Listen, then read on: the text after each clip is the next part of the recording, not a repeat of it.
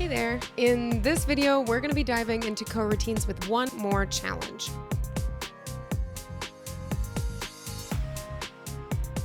We're going to be creating a sphere, a material for a sphere that changes colors throughout the spectrum of the rainbow. So this will give you some hands-on practice with coroutines before we wrap up this section and get into the next thing. So let's get started. If you have a materials folder, if not, you can make one. Go ahead and right-click and create a new material. And I'm just going to call this sphere. If you did the challenge from the last one, we're just going to be building upon this. So the sphere prefab that we have that gets shot out, I'm going to add these sphere material to it. So it has that material there. Just so you can see what it's doing, I'm going to add the sphere material to the cube. So what we want this material to do, we're changing these values, right? If it's in RGB 0 to 255, we would slowly be changing the values of these sliders right throughout. But there's also a different mode, which is HSV mode. If you click on that, your saturation can stay at 100, and then this hue value, we can just change, and this will pretty much cycle through all of the bright colors of the rainbow. And when we get to the top of this, we can cycle back to the bottom, right? And continue this rainbow cycle through. Yeah, so there's a little bit of difficulty with this, but not too hard if you just Google, of converting this HSV back to an RGB value. But this would allow us to change only one value and get that rainbow cycle that we're looking for. So I'm gonna put the cube material back to what it was. And you don't have to put this on the sphere. You can just put this on any game object that you have. In the scripts folder, go ahead and right-click and create a new mono behavior script. And I'm going to call this rainbow. Let it compile and then go ahead and double-click and open it up. Essentially, what you're looking for the script to do is you want a reference to the material that you're going to change color. You want probably a speed for the, like, how fast the rainbow effect should go. And then in start, you will assign the material using probably get component. And then you're going to start a coroutine. Now, once again, I know that there's a way to do this without using a coroutine, but your challenge, if you're watching this video, is to get practice using coroutines, so please try to complete the challenge using one of those. So we don't need update, but we do want a private IE numerator, that's our coroutine, and we'll call it like rainbow effect T. You need to remember we're only modifying that hue value, that H value of the HSV, and it can start at 0 and it's going to go all the way up to 1, and we will convert that from HSV to RGB, right? So let's start the hue value at 0. So that's a variable that doesn't exist. And then we should enter a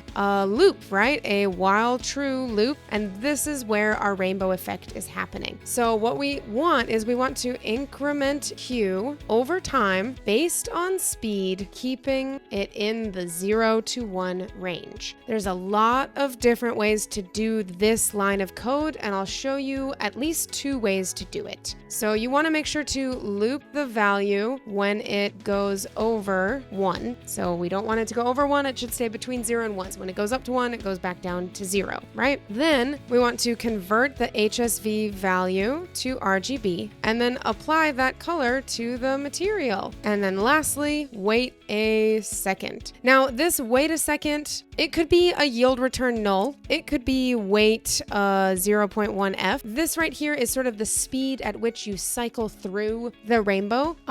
So there's also speed up here. There's 2 different ways to sort of slow down this rainbow effect, right? At the very minimum, it would be yield null, just so that your while loop is satisfied with a yield. And that's it. That's your whole challenge. If you do this correctly, you should see a material that looks like this. So if you want to do this as a challenge, go ahead and pause the video right here and try to complete this on your own. Google is going to be your best friend. Go for it. And if not, if you're just watching this and you want to see how it's done, no worries. I will show you a solution to that right now. Okay, so first up, we want a reference to the material that is on our sphere, on our object. So I'm going to call this a private material, and I'm going to call it _matte. We want a speed for our rainbow effect, which is probably a float, and I'll set that equal to like 3. We want to assign the material. Now the material is going to be attached to the same game object that the script is. So we can just use _matte equals get component, and the material is stored in the mesh renderer and then dot material. Cool. Always a good idea to null check. If matte equals null, debug.log, the material is null.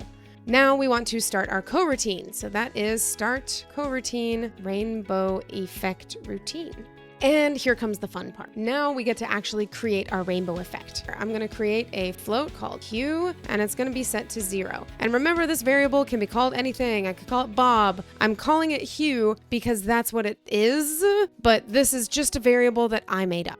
And now it's time to increment this hue variable over time, right? So we will say hue plus equals time.delta time, and we're factoring in speed times speed. Now, keeping it within the 0 to 1 range, we could use modulus, but we could also just loop the value, right? We could say if hue is greater than 1, then we're just going to set hue equal to 0. So if it ever goes above 1, it goes right back down to the beginning of the color spectrum, thus completing our rainbow loop. Now we need to convert this value to RGB so we can actually apply it to the material that we have. So we're going to create a temporary variable called color, and that's going to equal our color dot, I think there's a method. Yes, here it is. Beautiful. HSV to RGB. It has 3 variables: float H for hue, S for saturation, and V for value. For saturation and value, we're keeping those both at 1, but for hue, we're going to go hue 1. Awesome. Now we're going to apply the color to the material. So we get to say our underscore matte dot color equals our color that we made up here, this one. And lastly, our yield. So we could yield return null. So I'm going to save the script, hop into Unity, and I'm going to put this on our sphere, the prefab. As long as our sphere, yes, our sphere has a material that we put on it, this should work. I'm going to hit play and we should get a rainbow sphere. Yay! Right, and then from here you can kind of mess with these values. You could change the yield return to a new wait for seconds, I don't know, 0.1f, and just sort of see how that affects the effect. All right, this is with 0.1, and now it's more slowly. It's a little bit more choppy though, yeah? Like you can kind of see it cycling through and pausing as it goes. The other way to affect it, of course, is the speed variable. You can set this thing back to yield return null, and then this speed variable down here or up here, you could set to like 0.1f, a very slow rainbow effect. And here's 0.1, so just very slowly, smoothly cycling through the colors of the rainbow. That's cool. All right, the last thing that I want to show you with this is a slightly simpler way to do it using modulus. So this little line right here, hue plus equals time dot delta time times speed. If it's greater than 1, it goes to 0. There's a way to kind of clean this up. So I'm going to delete this and I'm going to modify this. So hue will equal hue plus time dot delta time times our speed. And then we're going to modulus, which uses that percentage icon, 1.0f.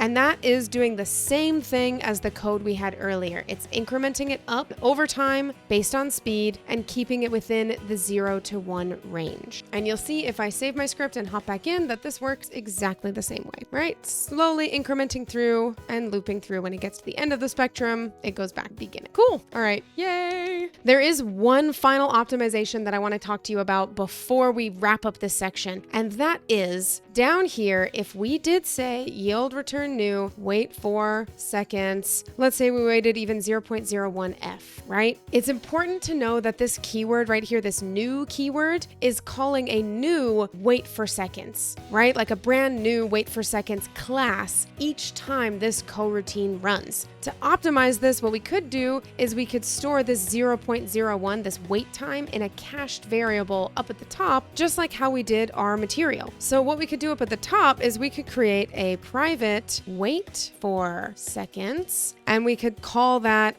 color change wait time, and that equals a new wait for seconds 3, or what was it, 0.01f, right? And now in our coroutine, instead of yielding a new wait for seconds here, we just yield our color change wait time. What this does is it removes the memory that's allocated to this new call, and instead of calling a brand new wait for seconds every time, we've cached it in this variable up here. We can save and test and the program will work exactly the same, but later on when you're dealing with really, really big programs, these tiny little optimizations will really save you. All right, that's all I have for this section. Great job. Give yourself a round of applause, give yourself a treat, and I'll see you in the next one.